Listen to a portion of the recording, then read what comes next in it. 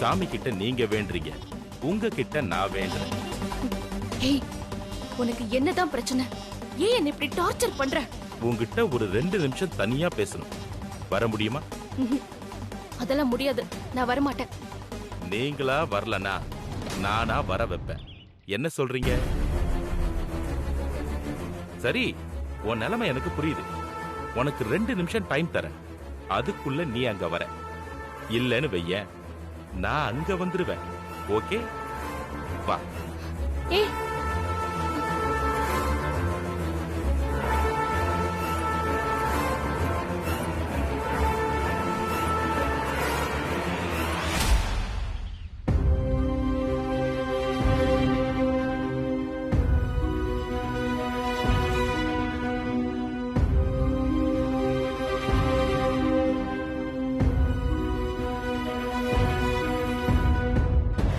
அம்மா தெரியாம என்ன கொட்டிடுச்சு. ஐயோ, என்னம்மா இது? நான் போய் கழுவிட்டு வந்துடுறேன், நீங்க போயிட்டே இருங்க. இருமா, நானும் கூட வரேன். பரவாயில்லம்மா, நீங்க போயிட்டு வாங்க, நான் போயிட்டு உடனே வந்துடுறேன். ம், சரி. கொஞ்சம் சீக்கிரமா வாஷ் பண்ணிட்டு வா. சரி, வாமா. விடுங்கம்மா, அவளே வாஷ் பண்ணிட்டு வந்துருவா. நாம போய் கார் கிட்ட வெயிட் பண்ணுவோம், அவ வந்துருவா.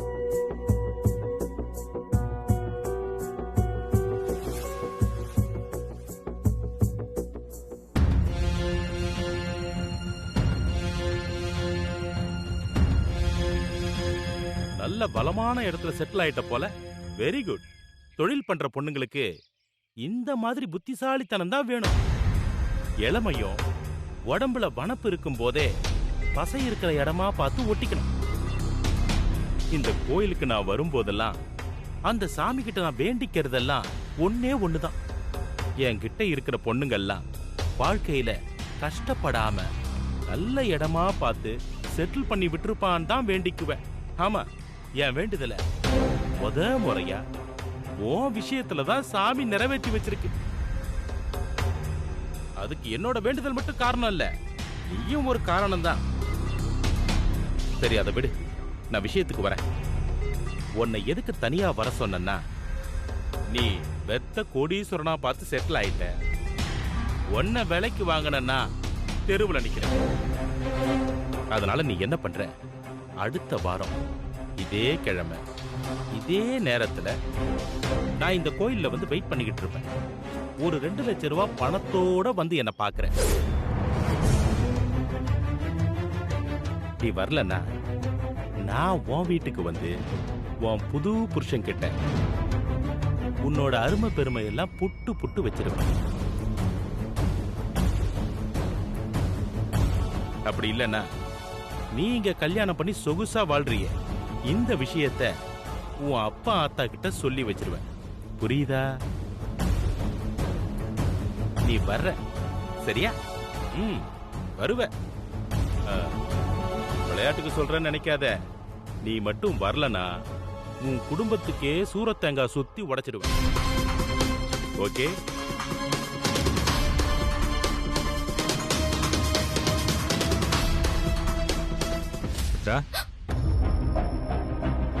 ஹேய் மித்ரா, எதுக்கு பதற? நான் தான் அம்மா வாஷ் பண்ண போறேன். நீங்க என்ன பண்ணிட்டு இருக்க?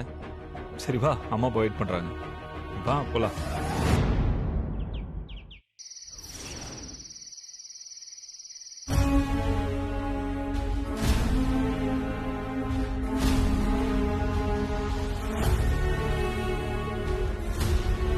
அடுத்த வாரம் இதே கிழமை இதே நேரத்துல நான் இந்த கோயில்ல வந்து வெயிட் பண்ணிக்கிட்டு இருப்பேன். ஒரு 2 லட்சம் ரூபாய் பணத்தோட வந்து என்ன பாக்குறேன்.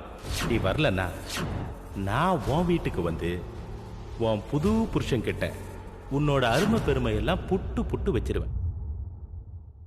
அவரு ஹாஸ்பிடல் போயிருக்காரு, வரதுக்கு கொஞ்சம் லேட் நைட் ஆகும். கண்டிப்பா நான் வந்தோடனே சொல்றேன். சரி, ஓகே. மா. டேய், மித்ரா எங்கடா? மித்ரா மேல ரூம்ல தான் இருக்கா. ஏதோ திங்ஸ் அரேஞ்ச் பண்ணணும்னு சொல்லிட்டு இருந்தா. சரி, நீ போய் கூட்டிட்டு வா, டின்னர் முடிச்சிடலாம். மா, எங்களுக்கு இன்னைக்கு டின்னர் வேண்டாம். ஏண்டா? ஒன்றும் இல்லைம்மா, ஜஸ்ட் அப்படியே 2 பேரும் வெளில போறோம். ஸோ அங்கேயே டின்னர் சாப்பிட்டு வந்துடுறோம். சரி சரி, இத நீ முன்னாலேயே சொல்லியிருந்தா உங்களுக்காக இங்க சேர்த்து சமைச்சிருக்க மாட்டோம்ல. மா நாங்க எதுவும் பிளான்ல இல்லம்மா, ஜஸ்ட் இப்பதான் தோணுச்சு. சரி, போயிட்டு பத்திரமா திரும்பி வாங்க. அப்புறம் இன்னைக்கு கோயிலுக்கு போயிட்டு வந்திருக்கோம். நான்வெஜ் எதுவும் கையில தொற்றாதீங்க, புரியுதா? சரி சரிம்மா, இட்ஸ் ஓகே. சரி வரேன். சரி.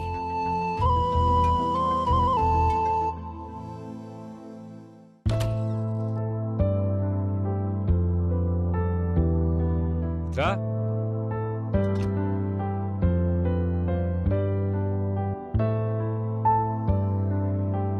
ஏய் நீ இன்னும் ரெடி ஆகலையா?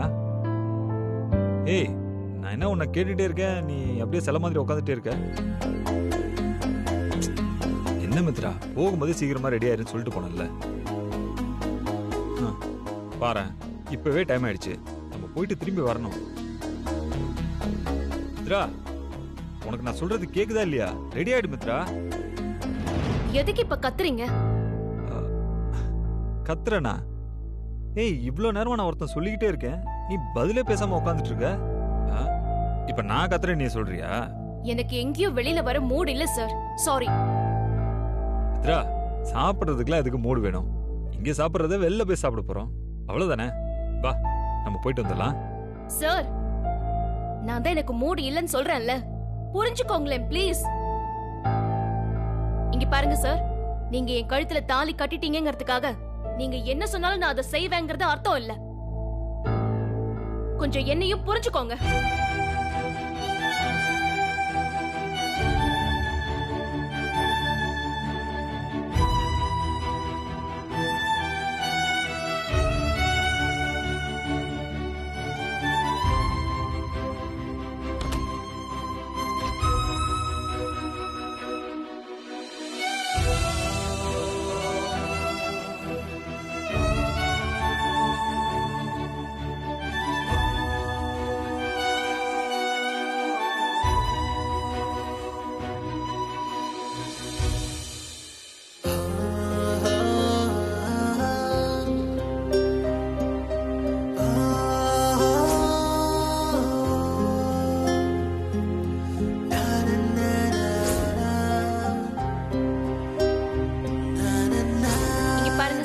நீங்க என் கழுத்துல தாலி கட்டிட்டீங்கிறதுக்காக நீங்க என்ன சொன்னாலும் நான் அதை செய்வேங்கிறது அர்த்தம் இல்ல.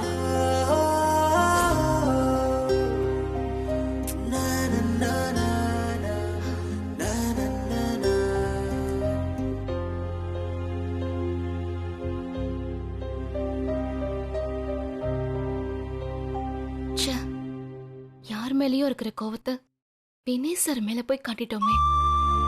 அவர் பாவம்.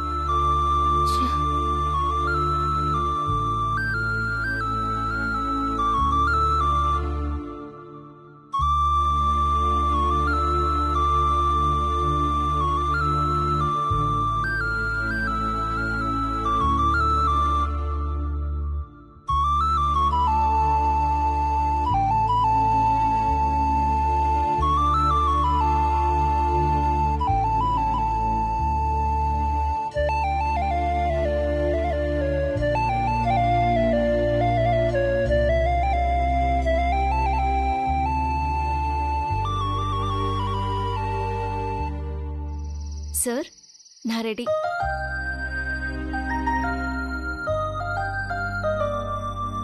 சார் நான் அப்படி பேசினது தப்புதான், சாரி. இல்ல மித்ரா, நீ சொன்னது சரிதான். உன் கழுத்துல தாலி கட்டிட்டேங்கிறதுக்காக நீ அடிமை இல்ல, உன் விருப்பம் தான் முக்கியம். ஐயோ சார், நான் தான் சொல்றேன்ல, நான் அதிகமா ரியாக்ட் பண்ணிட்டேன், தப்புதான், மன்னிச்சிடுங்க ப்ளீஸ். வாங்க போலாம். சரி, நான் என்ன செஞ்சா நீங்க சமாதானம் ஆவீங்க?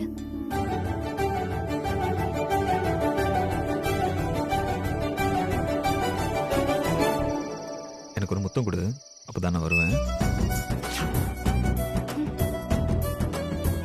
சார் இதெல்லாம் தேவையில்லை சார், நாம இங்கேயே சாப்பிட்டுக்கலாம். ஏய் மித்ரா மித்ரா மித்ரா, ஏய் மித்து, மித்ரா நில்லு, மித்து.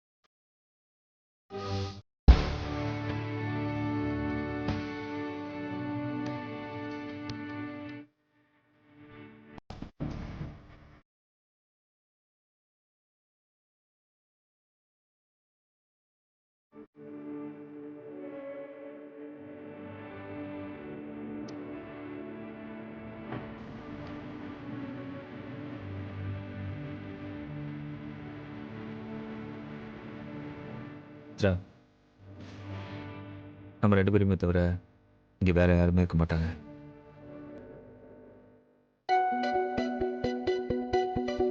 இந்த மைல்டான வெளிச்சத்தில் நமக்கு பிடிச்சதை சாப்பிட்டுக்கிட்டு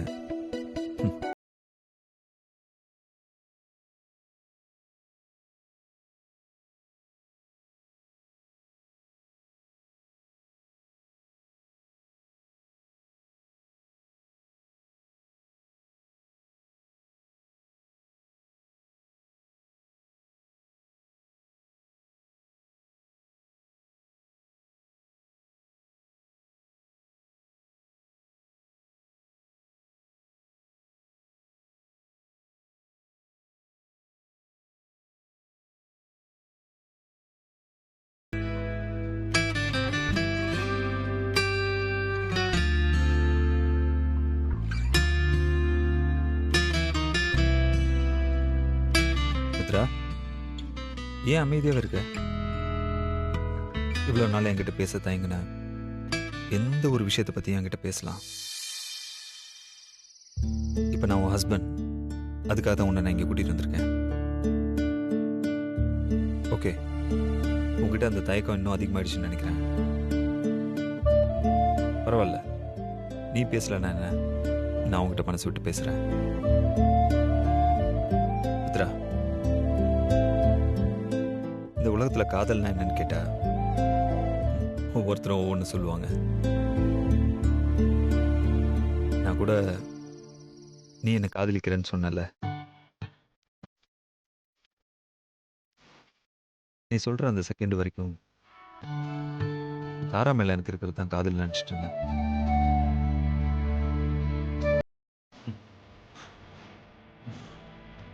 ஆனா இப்போ அப்படி இல்லை. என் லைஃப்லேயே முதல் தடவையா இப்போதான் ஒரு மனப்பூர்வமான காதலை ஃபீல் பண்ணுற மாதிரி இருக்கு. இப்போ வந்து யாராவது என்கிட்ட காதல்னா என்னன்னு கேட்டா டக்குன்னு சொல்லிடுவேன். மித்ரா சந்தோஷமா இருக்கிறத பார்த்து நானும் சந்தோஷப்படுறது. மித்ரா கண் கலங்குனா ஏன் கண்ணிலையும் தண்ணி வருது. எனக்கு தெரிஞ்சு இதான் மித்ரா காதல். அதுக்காக தாரா மேல எனக்கு இருந்த காதல் அது இல்லைன்னா சொல்ல முடியாது. அது ஒரு அன்பு. அன்புக்கும் காதலுக்கும் என்ன வித்தியாசம்னு எனக்கு இப்பதான் புரியுது மித்ரா. என்ன மித்ரா, நான் சொல்றது சரிதானே? நீ என்ன நினைக்கிற? தெரியல சார், நீங்க என்கிட்ட இவ்ளோ அன்பை கொட்டுற அளவுக்கு நான் என்ன பண்ணிட்டேன்னு எனக்கு ஏய், வெயிட் வெயிட் வெயிட். இப்போ நீ என்ன சொன்ன? அதான் என் மேல இவ்ளோ அது இல்ல சார் அப்படின்னு ஏதோ சொன்னீங்க. ஆமா சார், அப்படிதானே இத்தனை நாளா சொல்லிட்டு இருக்கேன். மித்ரா, இவ்வளோ நாளா சொன்னதெல்லாம் இருக்கட்டும். இப்போ நீ என்னோட ஒய்ஃப். இன்னொன்னு சாரு மோருன்னு இது என்ன ஃபேஷனா? ஹஸ்பண்டை சாருன்னு கூப்பிடுறது. எனக்கு டக்குன்னு மாத்த முடியல. அதெல்லாம் மாறணும். எனக்கு நீ சாருன்னு கூப்பிடுறதெல்லாம் பிடிக்கல மித்ரா. என்ன வினய்னு பேர் சொல்லி கூப்பிடு. பேர் சொல்லியா? ஓ, ஏன் நீங்க புருஷன் பேர்லாம் சொல்ல மாட்டீங்களா? அப்படிலாம் இல்ல. பின்ன என்ன, பேர் சொல்லி கூப்பிடு.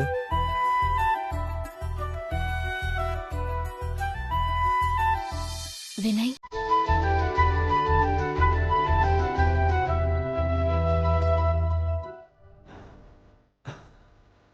குட். சரி, ஏதோ சொல்ல வந்தியா, இப்ப சொல்லு. அதான் என்கிட்ட நீங்க இவ்ளோ அன்பை கொட்டுற அளவுக்கு நான் என்ன பண்ணிட்டேன்னு கேட்க தோணுது. சொல்லப்போனா உங்க பாயிண்ட் ஆஃப் வியூல நான் உங்களை ஏமாத்திட்டேன்னு தானே சொல்லணும். அஃப்கோர்ஸ் ஃபர்ஸ்ட் நான் அப்படிதான் நினைச்சேன். ஆனா உண்மையில எனக்கு இருந்த காதலை நான் உணர்றதுக்கு அந்த தப்பான புரிதல் தேவைப்பட்டுச்சு. மித்ரா, அந்த மின்மினி பூச்சி பாரு, பகல் நேரத்தில் கூட அது மின்னிக்கிட்டு தான் இருக்கும். ஆனால் அதோட வெளிச்சத்தை பார்க்கறதுக்கு நமக்கு ஒரு இருட்டு வேணும். அதே மாதிரி உன்னோட அன்பு எப்பவுமே வெளிப்பட்டுக்கிட்டு தான் இருந்திருக்கு. அதை உணர்றதுக்கு தான் எனக்கு இவ்வளோ நாளாக இருக்கு. மித்ரா, உன்கிட்ட நான் இதை சொல்லி ஆகணும். இவ்வளோ நாளாக நான் சாக போகிறத பற்றி நான் கவலைப்படாம தான் இருந்தேன். ஆனால் இப்போ நான் சாகிறத நினைச்சு பயமா இருக்கு மித்ரா.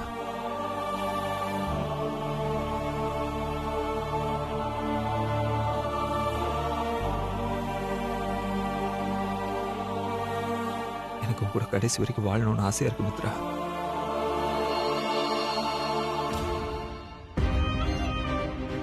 சொன்னா சினிமேட்டிக்கா இருக்கும்.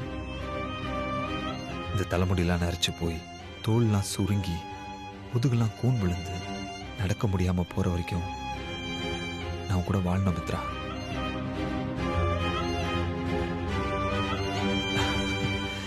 இதெல்லாம் நடக்குமான்னு தெரியாது. ஆனா எவ்வளவு நாள் நான் உயிரோடு இருக்க போறேனோ அவ்வளோ நாளும் நான் உன்னை ரொம்ப சந்தோஷமா பார்த்துப்பேன் மித்ரா.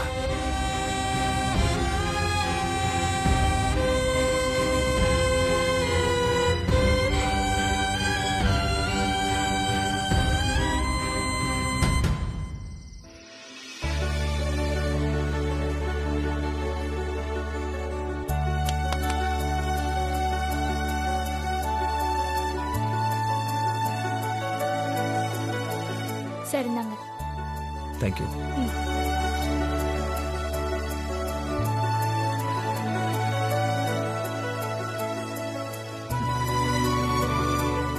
இது நான் உனக்கு தர அன்பு பரிசு.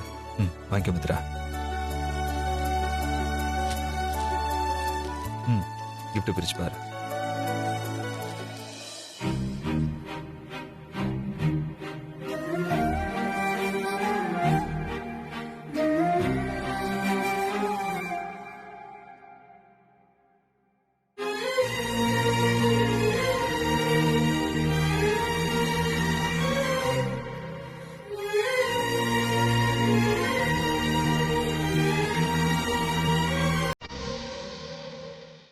என்ன இது? ஏதோ அக்ரிமெண்ட் மாதிரி இருக்கு. Divorce papers.